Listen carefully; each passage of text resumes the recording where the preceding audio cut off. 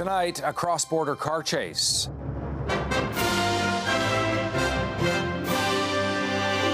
How a carjacking in British Columbia ended with a dramatic arrest in Washington state. Yeah, that's got to be like 40 police vehicles. Plus, on the front lines in the battle against illegal immigration. I saw one family with 3 kids running. With provinces divided on how to handle the border and the tariff threat by Donald Trump. Also, checkout challenge. Walmart customers complaining of double charges. It's been well over 3 months that I've been without my money. That is not an airplane. Tracking a bizarre drone mystery that's hovering over New Jersey. You're telling me we don't know what the hell these drones are? And reunited with Roxy. She's a dog. She probably thought she was on an adventure. A family's relief over the return of a kidnapped dog. It was such a relief.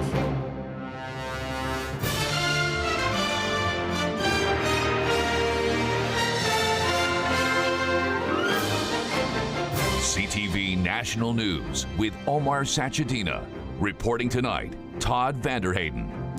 Good evening. We begin with a dramatic cross-border car chase. Started in British Columbia, ended in Washington state with a smashed pickup truck and an arrest by U.S. troopers.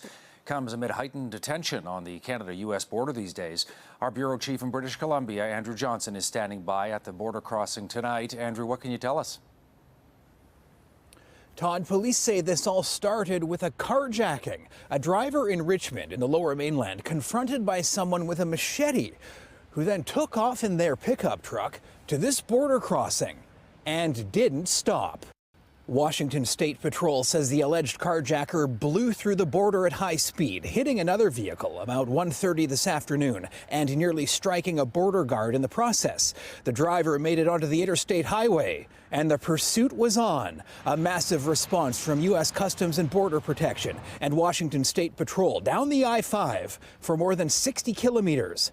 As a helicopter monitored the suspect vehicle from above, police say they were eventually able to stop the driver, a man, using a pit maneuver that involves ramming the suspect vehicle, causing the driver to lose control. Police say the driver was then taken into custody and officers seized a machete. What is unknown at this point, the alleged carjacker's motive for busting through the border crossing and his ultimate destination in the U.S. After all of that, it appears no one here was hurt. The driver is now facing several charges in the U.S. RCMP are investigating on the Canadian side and are not expected to release any more details tonight. Todd. Andrew Johnson, thanks for that. Well, security at the border top of mind right now. Donald Trump's inauguration just over a month away, and his economic threats against Canada are looming. All the premiers agree on the need for a united response, but they seem to disagree on what that should actually look like. CTV's Jeremy Sharon on that. Good morning, everyone. For the second day in a row, Ontario Premier Doug Ford reiterated his threat to cut off his province's energy supply to the U.S. in retaliation to Donald Trump's proposed tariffs. You come and attack Ontario, you attack livelihoods of people of Ontario and Canadians. We're going to use every tool in our toolbox to defend Ontarians and Canadians across the border. Trump responded to Ford's threat today saying this. Well, that's okay if he does that, that's fine, but the United States is subsidizing Canada. It's truly a subsidy, and we shouldn't have to do that. Other provinces, though, seem unwilling to withhold their energy from U.S. markets. From the Alberta perspective, under no circumstances will Alberta agree to cut off oil and gas exports. By the way, I won't threat Donald not to send electricity. The disagreement between provinces goes even deeper. Wednesday night, Premier Ford said he is convinced Canada will not escape U.S. tariffs. However, Premier François Legault cited his meeting with Trump last week in Paris. And he told me very clearly that we can avoid those tariffs if we do what needs to be done with the borders. Which is the focus of a new announcement from Alberta Premier Danielle Smith today, a team of specially trained Alberta sheriffs that will patrol the border, more than 50 officers, K-9 teams, and cold weather surveillance drones to stop illegal cross-border activity. If we succeed and maintain proper border security, I expect we will have a very strong relationship with the United States, as we always have. The federal government shared its plan to strengthen the border during yesterday's meeting with the premiers and is expected to share it publicly in the coming days. Todd? Jeremy Sharon in Ottawa. Meantime, most of the illegal crossings coming into Canada come through Quebec. The province has borders with 3 different U.S. states, and the RCMP is now bracing for a surge of people after Donald Trump's recent victory. CTV's Judy Trin with this in-depth look. Rusted metal signs mark where Canada ends and America begins. Footprints in the snow are an indicator that warnings of fines and imprisonment are being ignored, while a stuffed toy provides a clue to who was running. We're here because we had somebody that crossed illegally into Canada. We had somebody earlier in the morning. We arrested that family. To patrol Quebec's 815-kilometer border with the U.S., the RCMP used special off-road vehicles. Sometimes boats and planes are also used. This is the cut line of trees indicating we're at the border. On that side of the marker is the U.S., on this side is Canada. Since Donald Trump's election, the RCMP have been on high alert for an increasing number of migrants attempting to cross illegally. After his inauguration, Trump has threatened to deport 11 million undocumented people. Some may flee to Canada. The Mounties are on the lookout for people sneaking into the country through the deep woods at all hours.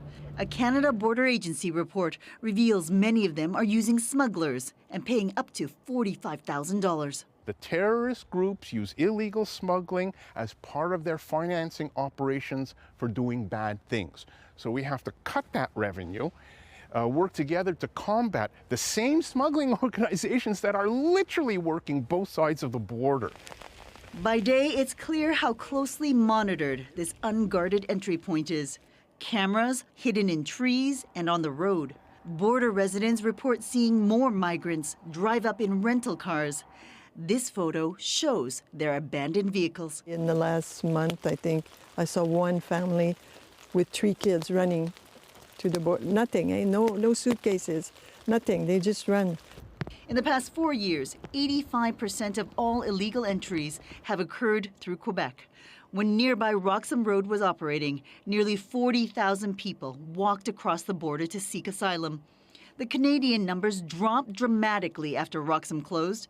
But in the same time frame, there has been a huge spike in illegal crossings heading south into the U.S.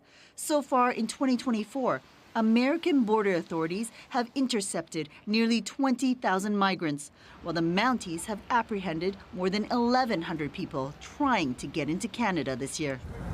Along country roads, undercover RCMP officers follow suspicious cars and flag vehicles parked near the border. Officers share information with the Americans. We will take all those calls seriously, and we're often proactive and detect criminality before they even arrive. The Mounties know they're under a microscope. The illegal crossings they deter or don't will impact Canada's relationship with the United States under an unpredictable president. Judy Trin, CTV News, near Franklin, Quebec. A decades-long dispute between Quebec and Newfoundland and Labrador over the Churchill Falls hydroelectric plant has finally been resolved after more than 50 years.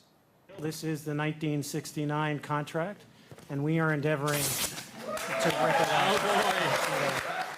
This new deal will see Quebec pay 30 times more for the power it gets. Newfoundland saying it'll mean an extra $1 billion a year in new revenue. Quebec's Premier François Legault, as you saw, was in St. John's for the announcement today. The two premiers also announcing plans to develop power generation at Gull Island. That's downstream from Churchill Falls. The original deal dates back to 1969, transferring massive amounts of power from Churchill Falls to Hydro-Quebec at very cheap rates. And that has long been a source of deep anger in Newfoundland and Labrador. Two senior federal government sources confirming to CTV News that the Trudeau government has sold its stake in Air Canada. The government purchased a 6% stake in the airline for $500 million. It's part of a bailout package during the COVID-19 pandemic. News of the sale first reported by the Globe and Mail. One economic analyst telling us here at CTV News he thinks the sale is a way for the Trudeau government to make money as it tries to offset a surge in spending. Some dramatic video from the streets of Toronto to show you. Holy smokes. Whoa! Oh! Oh my goodness. Yeah, that black vehicle you see there with a damaged front and airbags deployed, driving the wrong way downtown, hitting, sideswiping multiple cars over several blocks. The driver, a woman in her 80s, was arrested and then taken to hospital. There is no word yet on any possible charges. Espionage charges filed in this. That dramatic dash cam video captured by a driver in Texas showing the exact moment before a small plane crashed onto this highway. The plane actually split into two pieces, one piece landing on top of a car. 4 people were injured. And a truck lost control, slammed into 3 fire trucks at the scene of an earlier collision in Michigan. Now, none of the first responders, fortunately, were hurt here. The driver of the truck, though, did suffer some minor injuries. To some strange happenings in the skies over New Jersey now. Big drones have been seen flying around. There is no clear answer where they're from or who is responsible, but the mystery is certainly triggering a lot of concern. CTV's Joy Melvin has more. What is that? What indeed? In the skies above New Jersey, officials are trying to figure out where these swarms of drones are coming from. There's another one. For nearly a month now, residents feel invaded. These night flights, clusters of drones, some as large as a car, have put many on edge. We have no idea what's going on. That's what I heard. And it scares the bejesus out of me. Spotted over U.S. military sites, weapon depots, even flying over Donald Trump's Bedminster golf course. This Republican congressman on Fox News. Iran launched a mothership probably about a month ago that contains these drones. The Pentagon and White House quickly shot down that theory. Right now, there's just no indication that this is some sort of foreign malign activity or, in fact, even criminal. It appears that many of the reported sightings are actually manned aircraft that are being operated lawfully. That is not an airplane. Little comfort to officials who came away from a Homeland Security meeting more than frustrated. I'm not sure how anyone can just sit there and say that there's no imminent threat. 6-foot drones. I mean, that's not somebody who went to Best Buy and picked up a toy. That's a legitimate aircraft. And when sheriff deputies recently tried to track the drones, it spun around, did 180 degrees, went back out the other way, then it kind of looped around. Some compare this to the Chinese spy balloon episode shot down by the U.S. military off South Carolina last year. Some suggesting they do the same. Those drones should have been blown out of the sky.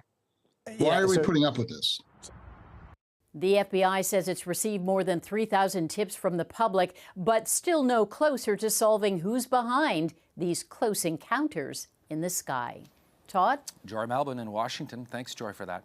Some new disturbing allegations against American music mogul and hip-hop star Sean Diddy Combs. 3 men have filed lawsuits claiming Combs drugged and raped them in separate incidents from 2019 to 2022.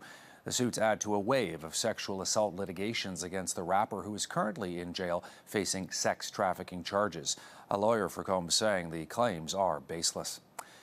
A man sentenced to life in the murder of an elderly couple in Alberta had the first chance to be released today. Named Travis Vader, he maintains that he is innocent, but as CTV's Kathy Lee reports from Calgary, his parole was denied. 14 years later, the bodies of Lyle and Marie McCann still haven't been found. Travis Vader was convicted of manslaughter and sentenced to life in prison for their deaths. During a parole hearing, he was denied day parole. The board noted his community supervision history is very poor and that his risk to the public would be undue at this point in his sentence. I did have a lot of anxiety. I wasn't sure which way I was going to go, but I think they did the right thing. The couple in their 70s disappeared in 2010 after leaving their home near Edmonton. Their burned-out motorhome and vehicle found days later west of the city. Vader maintained his innocence during the hearing and denied his involvement in the high-profile murders. The board also taking that into consideration in its decision. This is a relief, just making this guy, Vader, accountable and responsible for what he did. In 2019, a bill called McCann's Law was introduced to lengthen sentences and to block parole for convicted killers who don't reveal what happened to their victims. However, it did not pass. It's a bill that I'm continuing to advocate for. I'm running on it in my next election, and I have the support of my Conservative colleagues. to pass this legislation when hopefully we form government after the next election. The McCann family is hopeful the bill will pass. Until then, they're preparing to attend future parole hearings to continue to have their say. Kathy Lee, CTV News, Calgary. Police in the Greater Toronto area are investigating a surge of robberies targeting spas, one of which was captured on camera. Hello, I called 911 right now. I called 911, okay? Yeah, the violent video released by regional police showing 3 masked people entering the foyer of a spa in Markham, Ontario. It's just north of Toronto. The suspects rummaging through rooms, opening drawers. This is one of 3 spa robberies over the span of the last 2 weeks, the other 2 happening in Toronto itself. All right, coming up, attention Walmart shoppers. It's been well over 3 months that I've been without my money. A warning to double check that you aren't getting double charged. Plus, how a dog napping victim was reunited with her family.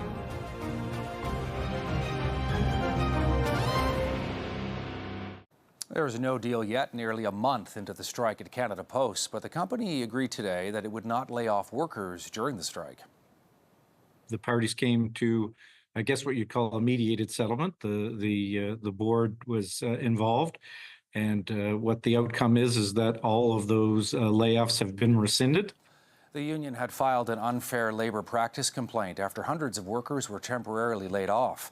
Canada Post said at the time it was trying to mitigate the effects of the walkout. The union is still demanding a 19% wage increase over 4 years. Canada Post, though, hemorrhaging money. In fact, it's lost more than $3 billion in just the past 6 years. Well, some Walmart customers seeing double tonight. It's got them angry. An error at the checkout hit them with double charges. And as Alison Bamford reports, fixing the mistake harder than you might think. Scan, pack, and pay. Buying groceries isn't typically too complicated, but one customer says an error message inside this Regina Walmart cost her double the bill. It said, transaction not complete, please reinsert your card. So she did and paid again. Stacey Miskimmon's receipt shows 2 approved transactions, the first one not complete, but a double charge shows up in her bank account totaling $450. After 30-some calls to Walmart and her bank, she feels stuck. It's been well over 3 months that I've been without my money. According to the Financial Consumer Agency of Canada, consumers are not responsible for losses in unauthorized transactions in situations beyond their control, including technical problems. But it's the customer's responsibility to notify the card issuer immediately. When these errors actually happen, the onus is now on the consumer to try to rectify this. This cybersecurity expert says charging errors often stem from the retailer's point of sale system. It could happen to any retailer. Other customers are airing their grievances online, posting to Facebook about similar situations they say happened at the Walmart in Brandon, Manitoba. Walmart Canada says they are looking into Miskimmon's situation, but didn't comment on the broader issue. To avoid the possible headache, experts say paying in cash is always a safe bet. But if that's not possible, consumers should consider credit instead of debit. They have systems in place that are likely to detect and rectify these situations quicker. Alison Bamford, CTV News, Saskatoon. U.S. President-elect Donald Trump has been named Time Magazine's Person of the Year. I have to say, Time Magazine getting this honor for the second time. I think I like it better this time, actually. Times editor-in-chief saying Donald Trump had the most influence on the news in 2024. All right, still ahead for us. An unusual police chase ends with a holiday twist.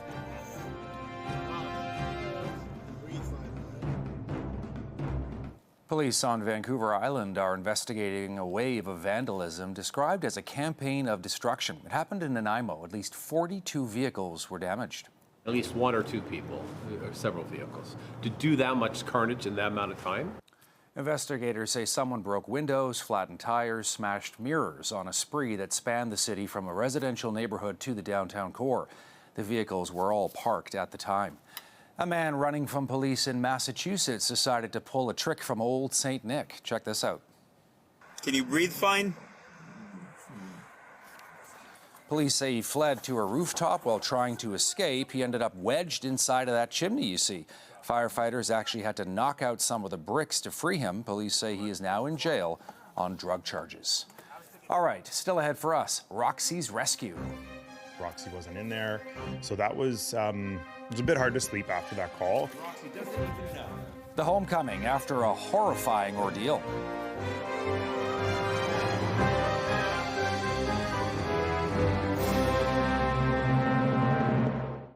Finally for us tonight, a heartwarming story to share. We definitely need those these days, don't we? After 24 hours of panic, a Toronto family reunited with their dog after a carjacking. CTV's Sean Leathong has more.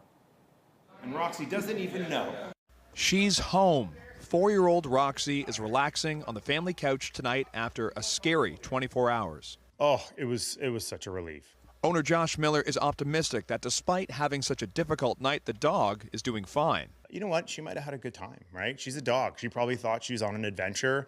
It all started yesterday morning. Miller was dropping off his daughter at Bloor-Lee Middle School near Bloor in the East Mall when he was approached by a carjacker. And he said, get out of the car right now or I'm going to have to hurt the kids at the school. Miller got out and the suspect drove off in the white Jeep Grand Cherokee. That's when Miller had a realization. Glad nobody got hurt. And that's when it just flashed back that I'm like, you know, our dog was in there. Photos of the suspect were released and the search led police to the area of Hurontario and Mayfield in Brampton where the Jeep was found. I got a call last night that they had found the vehicle and obviously Roxy wasn't in there. So that was it was a bit hard to sleep after that call. Miller says friends, family, and even a network devoted to finding lost animals began helping, but this morning started with scary news. The first text I got this morning was someone saying that they thought they had seen a dead brown dog on the side of the highway. Miller began the grim task of driving to where the dog had been found, only to get another call from police. Saying that they believed they had Roxy and they believed that they'd apprehended the suspect. And it turns out that they did. So, yeah, a lot of different emotions this morning. We got a tip here at Toronto Police about the suspect and Roxy being at a residence in Brampton. That information was shared with Peel Police, and they had their central robbery unit respond to that address where Roxy was located, as well as the suspect was taken into custody. There's been no official word on the charges that the suspect is facing, while Roxy is looking at a night of being spoiled. She's going to get lots of treats. She's already getting lots of love from the family. And thankful for a community that came to help. And after this whole ordeal, Josh Miller says he's thankful to Toronto Police, Peel Police, and especially the tipster who saw Roxy. Todd? All right, CTV Sean Leathong. Thanks, Sean. And that's CTV National on this Thursday. I'm Todd Vanderheyden. For Omar Sachedina and all of us here at CTV National News, thank you for watching, and I'll see you again right here tomorrow.